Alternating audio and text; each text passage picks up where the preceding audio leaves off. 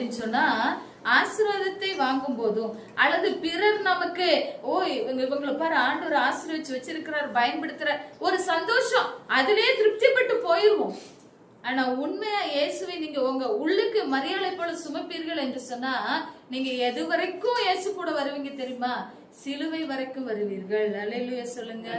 நீங்க உங்களுக்கு உள்ள இயேசு இருந்தா அவமானங்கள் பாடுகளை நீங்க என்ன செய்ய முடியும்னா ஏற்றுக்கொள்ளவும் முடியும், தாங்கிக் கொள்ளவும் முடியும். நிறைய பேருக்கு பாடுகளை அவமானத்தை என்ன செய்ய முடியறது இல்ல. முதல்ல ஏத்துக்கவே முடியாது. ஏற்றுக்கொண்டாதானே தாங்க முடியும்.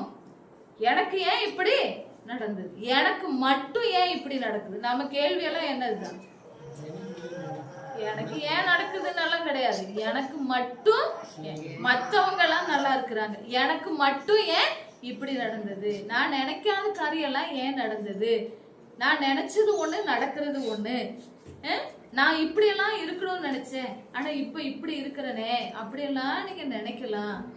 உங்க மேல இன்னைக்கு நீங்க இயேசுவை சுமக்குறீங்களா கழுதை போல, அல்லது உங்க உள்ளுக்கு இயேசுவை சுமக்குறீங்களா? உங்க உள்ளுக்கு இயேசுவை நீங்க சுமப்பீர்கள் என்று சொன்னா உங்க சரீரத்திலும் மாற்றங்கள் வரும், உங்களுடைய மனநிலையிலும் மாற்றங்கள் வரும், ஒரு வளர்ச்சி இருக்கும், சில மாற்றங்கள் வரும். இப்ப உள்ள இயேசு இருப்பாருன்னா பல பாடுகளை நம்ம சந்திக்க வேண்டி இருக்கலாம், பல பாடுகளை நம்ம சந்திக்க வேண்டி இருக்கலாம். சில நேரத்துல ரொம்ப முக்கியமானவைகளை நம்ம இழக்க வேண்டிய சூழ்நிலை கூட வரலாம்.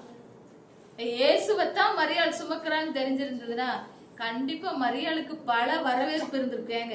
கழுதைக்கு மேல இருந்த இயேசு அதற்கே இத்தனை வரவேற்பு கிடைச்சது அப்படின்னு சொன்னா ஒரு மனுஷிக்குள்ள இயேசு இருக்கிறாருன்னா அவங்களுக்கு எவ்வளவு வரவேற்பு கிடைச்சிருக்கணும். ஆனா அது என்ன செய்யாது, யாருக்குமே தெரியாது. நான் உங்களுக்கு ஒண்ணு சொல்றேன், யாருக்கு தெரியுதோ தெரியலையோ உங்களுக்கு தெரிந்திருந்தாலே போதும், எனக்குள்ள இருக்கிறவர் பெரியவர். அல்லேலூயா சொல்லுங்க.